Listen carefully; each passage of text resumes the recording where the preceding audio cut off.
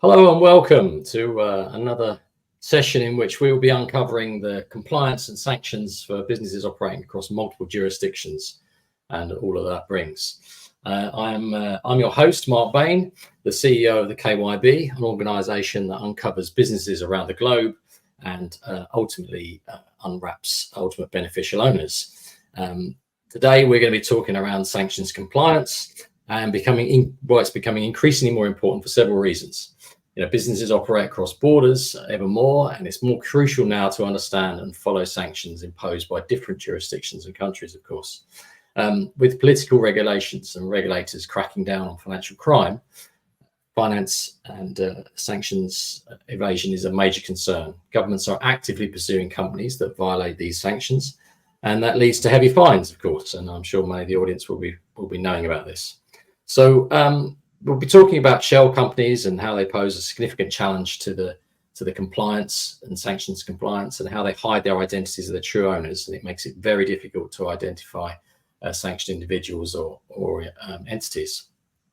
And to bring this whole conversation to light, I am very honoured to welcome Awaz, and Awaz is a strategic question in this point. Unfortunately, today we will not be having Neil. He can't join us, so it will be a conversation between us. So Awaz is a geostrategist who advises on geopolitical developments, sanctions regimes, export controls, and international finance. His clients have spanned both public and private sector entities such as central banks, financial regulators, commodity traders, hedge funds, and private equity firms. He has spoken in leading industry forums on emerging risks such as DeFi protocols and rights in international security matters. Writings have appeared, of course, in Nikkar Asia and Al Jazeera, and has often been requested to comment on topical issues, and we welcome him very much today. He currently resides as the Director of Sanctions at the Royal Bank of Scotland, and we welcome you. Thanks, Mark. It's the Royal Bank of Canada, actually, but... Sorry, did I say Scotland? Yes. I don't know. I must say. Well, Scottish is kind of linked to Canada a little bit, aren't they? I don't know. There's Scotia. I apologise for that. I haven't got my teeth in this morning, and it's early for you. You come live in from Canada at 8 o'clock in the morning, and I'm 1 o'clock in the afternoon in the UK. So we're going to dive in. I don't know if you want to give a little preamble about your role, and probably you'll definitely correct me if I'm say something wrong now. So please do so, Awaz. Very briefly, sanctions, of course, has become the premier default, I guess, foreign policy tool that lots of governments, particularly in the G7, are using. And so in that context, the landscape has been evolving constantly over the last many years. It's the use of sanctions has really ballooned, particularly since the invasion of Ukraine by Russia. The United States, even the UK are using sanctions extensively. There have been so many rounds of sanctions on, for example, just Russia alone. So increasingly it's become sort of that, default policy to turn to when you don't want to use kinetic means and trying to hope to sort of change an adversary's behavior. And that's really the point of sanctions.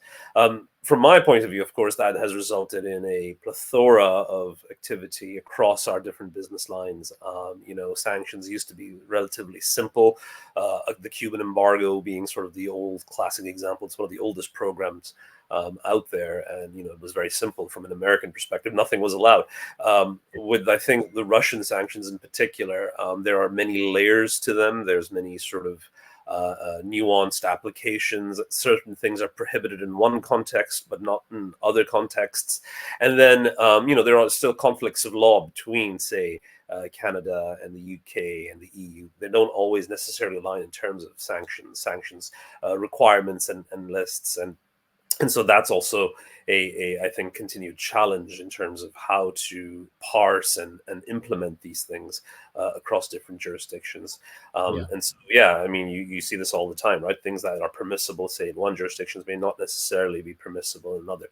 And so from a banking perspective, what does that mean? So you have to be really careful of looking at your relationships, existing relationships, new relationships, transactions where there might be a sanctions nexus, and then even things as as esoteric as certain commodities and securities can have a sanctions component issued with them. And I think perhaps the latest sort of flavor and trend in sanctions is the bleeding of export controls with sort of what were classic sanctions regimes, and that's obviously,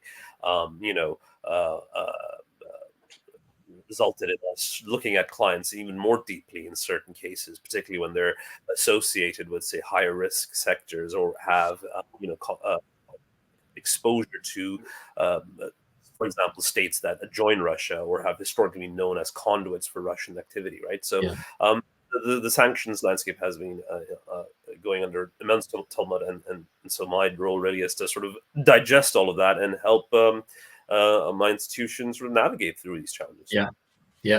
Perfect. What's happened is that we've had lots of questions come in from various audience over the last month, actually, requesting certain questions, and sort of the audience we have today could be either from the bottom to the top, and I don't mean that in any derogatory manner. I mean it from an understanding the term, and I've got a few questions that I'm going to throw up there, and you might have just answered some of these actually in your little preamble, but we'll go through some of the questions and we'll see if we can pad them out a little bit. And there'll be some people that perhaps don't understand even the term UBO. For some people on our audience may not be totally familiar with that. So the first question we've got that's come in over the last month or so has been, how can beneficial owner transparency be improved on a global scale to prevent the misuse of shell companies for sanction evasion? I mean, there's a lot of pieces to that. Sort of, I think, sounds simple, but unfortunately, it is quite nuanced and complex. I mean, I think transparency is one issue. I think there's been this trend over the last little while, a couple of years, I would say, where there's this increasing pressure on governments to, for example, provide more access to this type of information, make registers public, and the existing registers make them more, up to date, as well as have more information that is useful. Obviously, this is a critical area of concern, particularly from a sanctions evasion perspective, because shell companies are used all the time to obfuscate and hide transactions, linked to the Russian state. In fact, I think one of the interesting sort of developments or trends that people have noted is that just the nature of evasion of different states, right? So Iran versus Russia. I think in the Iranian case, it was noted, or it has been speculated that they were sort of content with using a shell company, one hop removed, say, from a bad actor. With the Russians, they're happy to use 1, 2, 3, 4 layers of sort of shell companies dispersed across the world to hide, if you will, linkages to bad actors. And so, I mean, I think in particular, getting access to high quality, reliable data is something that would help, particularly with the sanctions evasion lens. Companies that have, for example, and there are sort of obvious red flags that can help you in this type of situation, right? Sort of things like, the company was only registered a very short time ago, or very limited, say, understanding of what its purpose is and who its directors, etc., are. So there are the red flags that we can then apply. But I think the starting point is that, getting access to high quality information, both from the clients themselves, perhaps, but then also through these third party or primary source sort of data sets, such as corporate registries, etc. So I think that's part of it. Yeah, I mean, sort of question leads on to that, really, is that, and there's probably your knowledge base is needed here slightly. The question was added to, how can businesses stay updated, with the ever-changing sanctions landscape? And of course, there's probably a little deeper layer in this, because there's a lot of people talk around when the sanctions, there might be a particular individual that's sanctioned, but of course, are their relatives sanctioned? And that's another whole not a whole part of this question. But I mean, how currently do you go around making sure that you're most updated with what you're doing? Yeah, well, sanctions typically, I mean, I think any mature sanctions program will have certain elements. One of those, for example, elements will be having a relatively robust payments filter. This payments filter will be Not necessarily. So what we're not doing is looking at these lists and updates manually by hand, right? So they're being ingested by software that is then, parsing these lists and updates and then deploying them against our wire traffic, for example, or deploying it against our client base, and periodically then alerting us of potential sanctions related hits, which then have to be adjudicated by different teams within our AML function. But more broadly, then beyond sort of that day-to-day application of the lists, it's very important to be conversant with the underlying regulations and also a lot of the sort of guidance and advisories that are issued around this topic. Even enforcement actions can provide you with interesting and important intelligence in terms of what controls, for example, are needed in your own institution, or what are the potential weaknesses or risks that you may face in the course of your business, right? And so it's important to be plugged into those things. The regulators themselves, for example, OFAC in the United States, OFSI in the UK, they publish extensive guidance and documentation.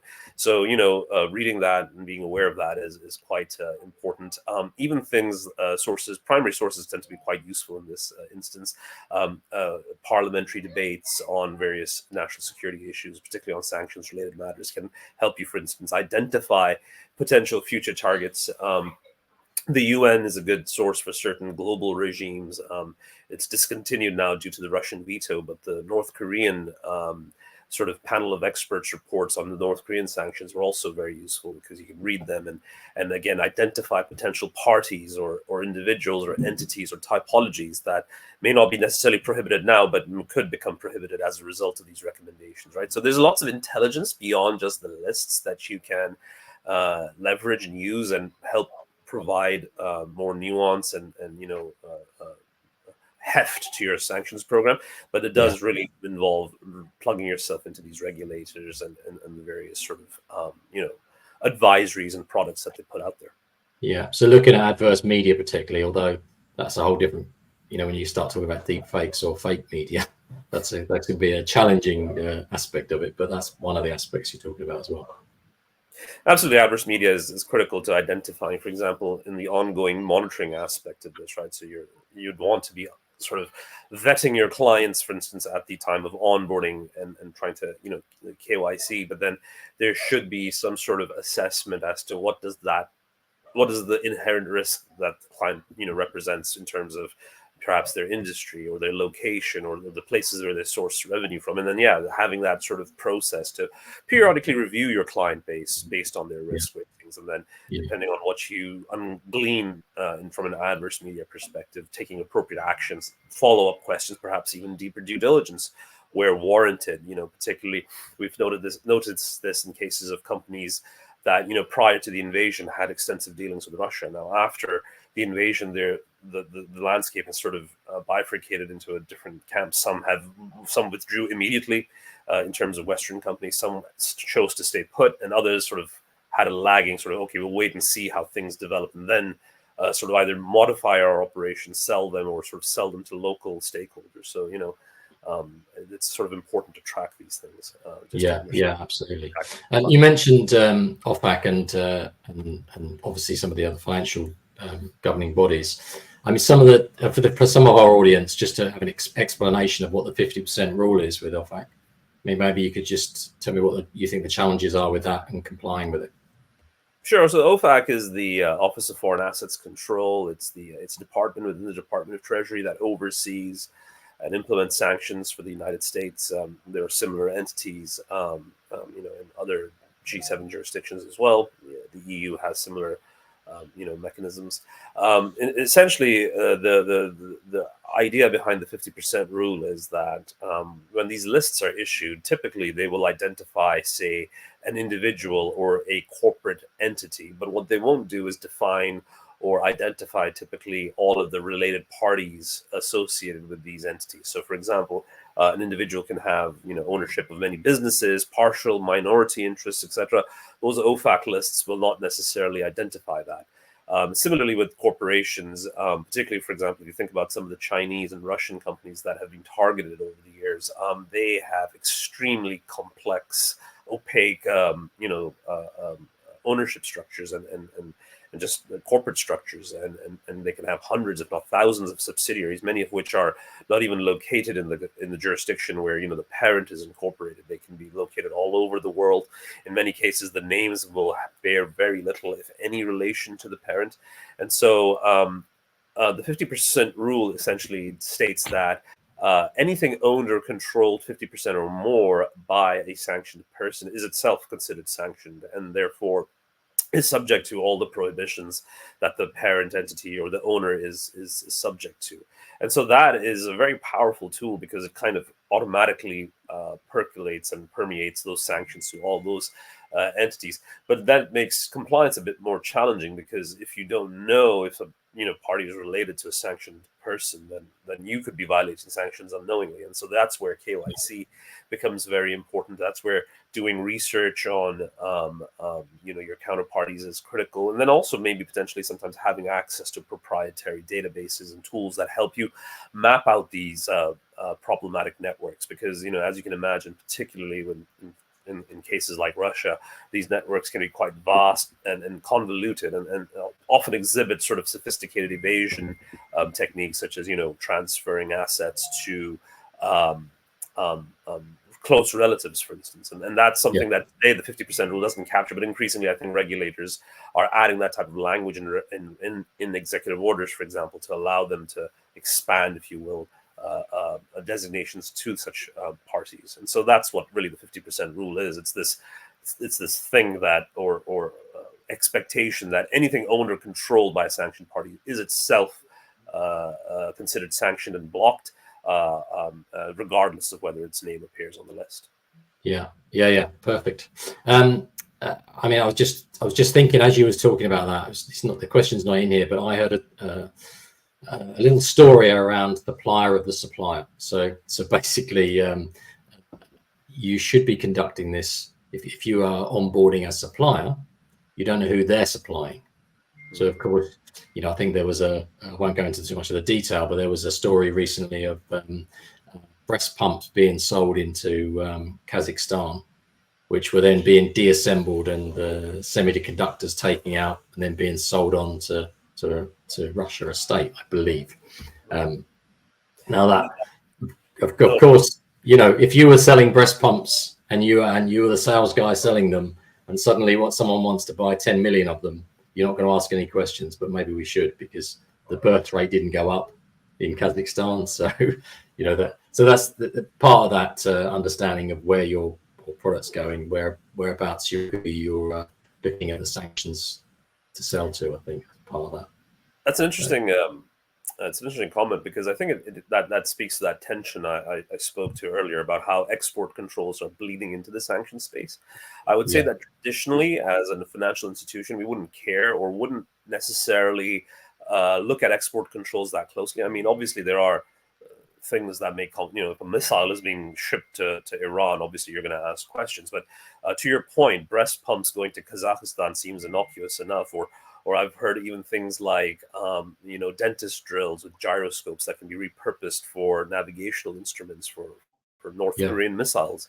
So a lot of these products have astonishing dual use purposes. Even things like, off-the-shelf drones are increasingly being sort of reused and hacked and put together and integrated into Russian weapons systems. And so that's really a big part of it. And so banks, I think, as part of, particularly if you have an FI, or your business is global, I think it behooves you to sort of put some, thinking power behind whether or not and how to look at export controls, right? Maybe you should be asking about end user certificates with respect to your clients. Maybe you should be looking at, hey, our client used to sell to Russia. Now it's sort of pumping vast amounts of sophisticated equipment to Armenia and Kazakhstan. That's probably a red flag, and then that's certainly something we've been sort of tracking as well, in terms of just looking at unusual spikes in volumes to different countries, and because that can be indicative of just sort of obviously Russia can't import things directly, so that's how they're sort of getting at these prohibitive. I mean, it kind of goes to I kind of jumped the gun here, because there was a question from someone else in here coming in. What role do government agencies play in combating sanctions evasion by shells companies? Now, I suppose the question really is probably around what government agencies do about it, and that's probably what we're talking a little bit there. So there's an interesting dynamic in the sense that the government obviously has access to a lot of sophisticated intelligence sources, confidential sort of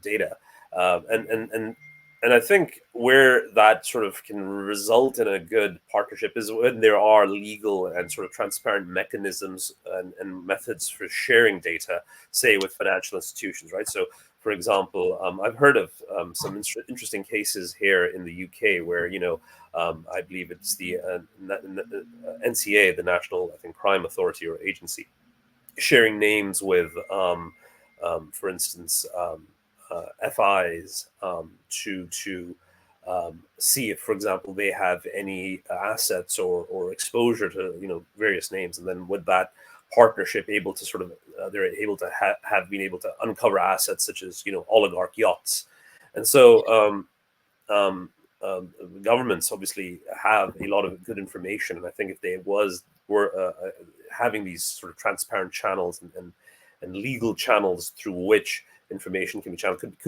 can result in, I think, some powerful results.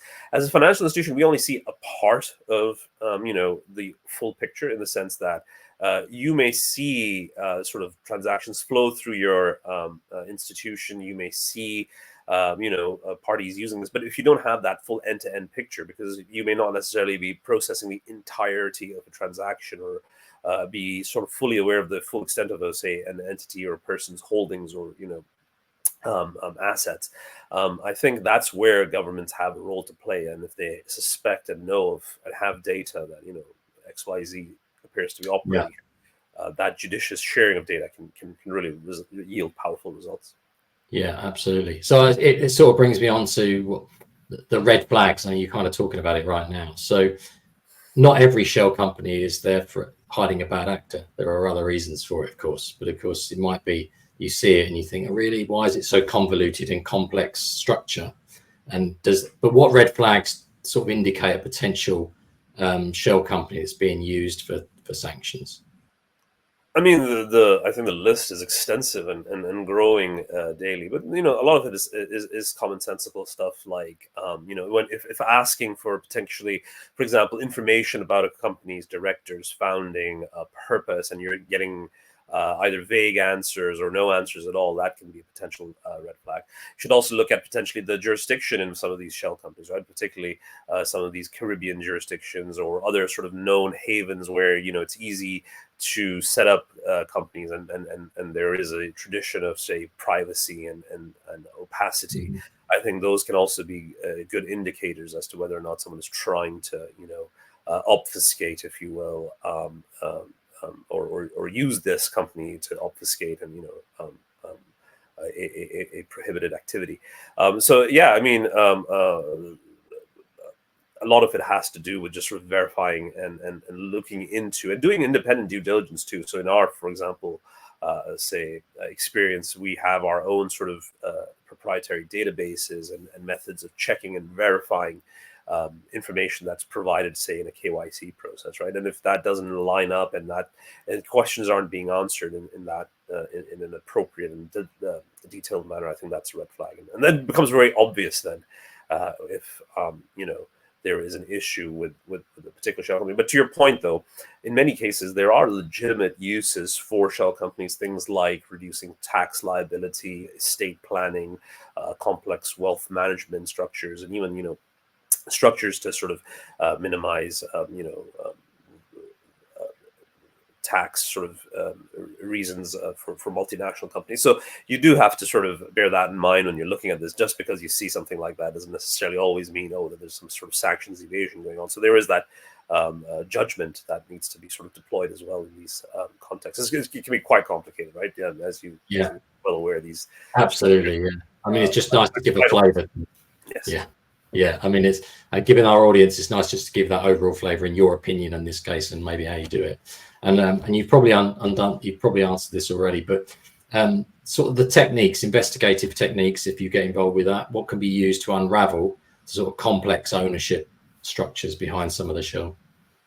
I mean, good old-fashioned open source sort of searches can be quite powerful. Looking at things like even we've found success and have occasionally found useful leads by examining things like leaks of data sets such as the Paradise Papers, Panama Papers. Sometimes even I'm just thinking of instances like the Russian sanctions evasion. Sometimes websites, if you go and look into sort of old archived versions of websites, that can also reveal interesting things like, hey, they used to disclose all these companies that they were affiliated with or controlled, but they have scrubbed that and removed that because of, after that company was sanctioned. So you can always sort of pick up interesting things through that. Another sort of interesting common sense, sort of easy to sort of deploy technique is using not just the English version of a website, but then looking into, say, the Russian, Chinese, or Arabic or Hebrew version of a particular site to see what they say. And often what you'll find is that the English version doesn't line up with the other linguistic sort of flavors of that website. So all of these are sort of easy, simple ways to refine your searches, using things like Google Dorks to ensure that rather than just getting millions of results, you're really targeting specific websites or specific phrases by using specialized operators. All of this can help sort of do better and targeted research.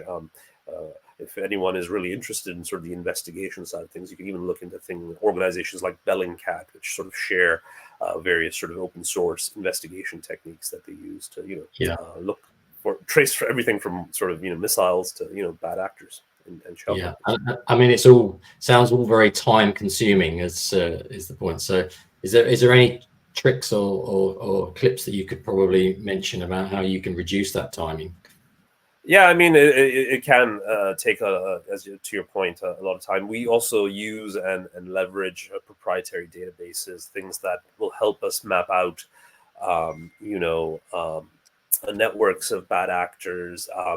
We have other proprietary databases, for example, that will search for securities that are sanctioned and are issued by sanctioned parties. So yeah, there's also a mix of sort of using, if you will, general open source information and then layering and marrying that with some of this proprietary stuff. And when you do sort of that and have a process to sort of systematically and methodically sort of going through these checks and documenting them, and then you get, I think, a pretty good sort of package or evidence for your KYC and stuff. So yeah, that's very important.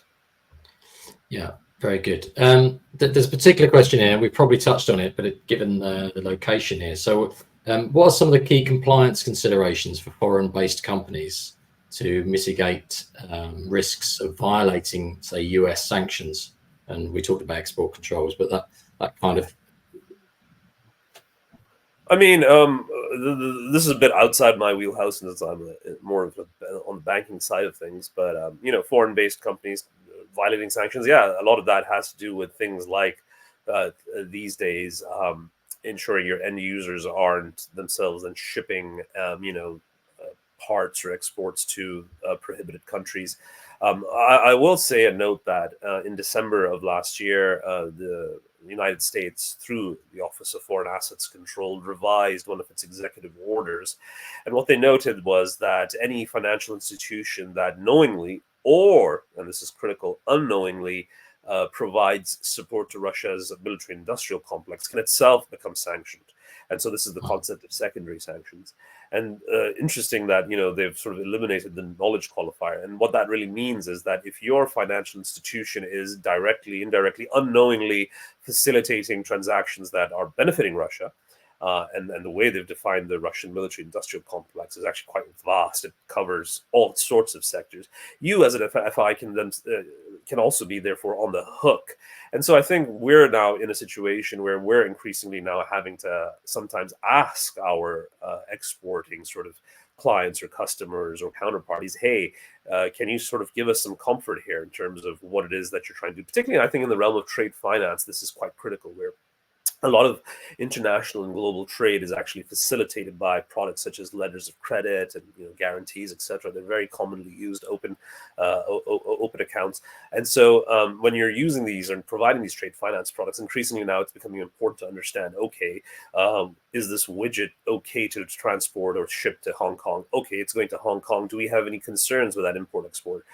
As I mentioned at the top of the conversation, through our sort of own research, we've increasingly seeing patterns where our customer is sending something to an importer exporter in Hong Kong, who then sends it to another one, and that second layer is where a lot of that information, a lot of that trade with, say, SDNs or prohibited sanctioned parties is occurring, right? So we're seeing more and more of that. It wasn't something that we used to factor in previously, but it's something that we're looking into more and more. And I think that also then speaks to some of the complexities of these export controls, right? I mean, there can be very sort of multi-layered.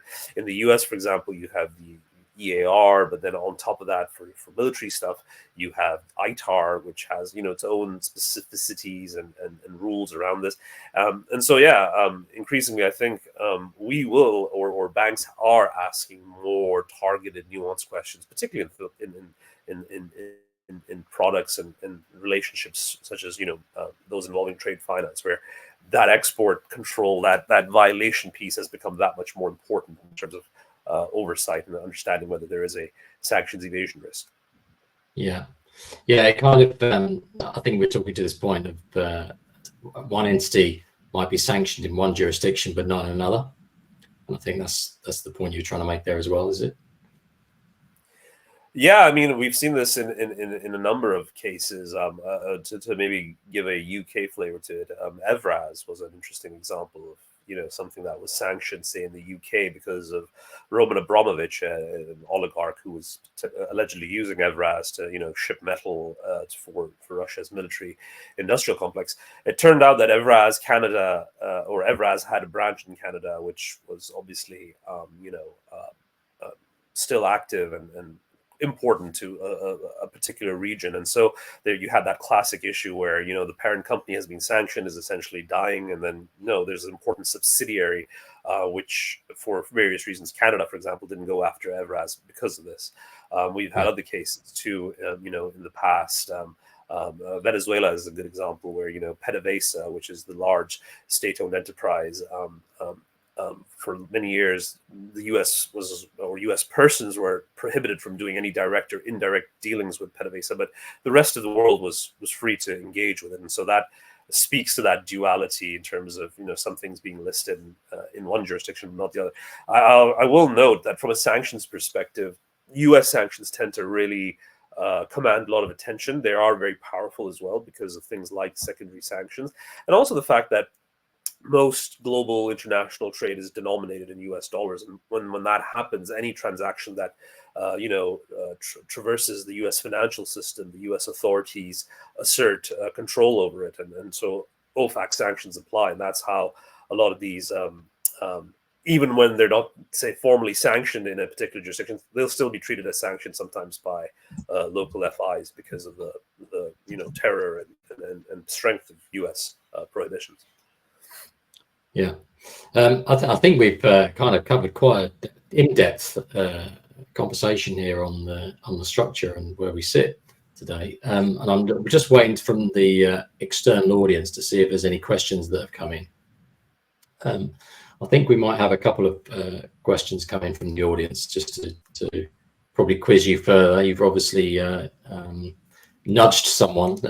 Some of the parts of where we talked about some of the agencies and how they are helping with combating sanctions evasions and via shell companies, but some of that is not. Just waiting now, so just waiting on the technology to send it through. So it's just pinging us through now. So is there anything that you've been working on recently, obviously without talking about your personal stuff, but working on recently that's really triggered in this area that's highlighted any anecdotal stories you've got? I mean, maybe one comment about just the complexity of the Russian sanctions. I think the Russian sanctions in particular have been and it brought really sharply into focus things like shell companies and other sort of issues, is because of the relative size of the Russian economy, right? I mean, it may not be the largest in the world, but it was certainly well integrated into particularly Western Europe from an energy perspective. And so it was the first time you had a country of this size sort of subject to such extensive sanctions. North Korea, Iran, Syria are relatively small and isolated economies. So the Russian example has been quite, instructive. And I think it's also sort of a blueprint for potential other conflicts or geopolitical issues that might, bubble up in the future. The Russian sanctions, for example, have opened up debates on everything from things like sovereign assets that the central banks that were immobilized in Belgium and Clearstream, to oligarchs and their yachts and possessions and family members and what they own all over the world. I think a lot of our own thinking is that in many ways this is a signal about or a potential blueprint for how a potential Chinese invasion of Taiwan might be treated. So that's also another sort of area in talking to regulators globally. Actually, we've sort of had that message that, yeah, in some ways, this is a testing ground and a blueprint for what may happen should that sort of ever occur. So that's been an interesting sort of nuance there too. And then just I think geopolitical alignment between Russia and China has created interesting sort of synergies. They're trying to build out, if you will, alternatives to the Western sort of financial infrastructure that has long dominated the world, SWIFT, for instance, and things like that. They're trying to sort of set up and stood up their own sort of versions of international messaging systems. So it's an interesting time to sort of monitor sanctions because, there really is a great sort of shift and drive to do all these sort of different things that previously were deemed to be, I think, either unthinkable or not viable. But clearly countries are trying very hard to sanctions-proof their economy and looking to the future to try to blunt some of these instruments. Yeah, absolutely. It would appear that there's no questions coming through on my forum, so we've probably exhausted most of our conversation in this sense, and it's been an absolute pleasure, and I've really enjoyed the conversation. And if there's anyone listening that has any further questions, please put it to us, and we'll get them posted back out to you directly. But thank you very much, and I think we're going to be wrapping up in the next 5 minutes. So thank you very much, everyone, for joining. Thank you much for your input, and we'll see you on the other side. Thank you. Thank you.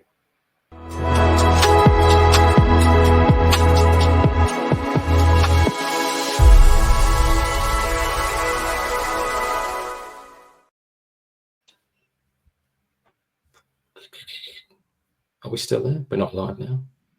No. It says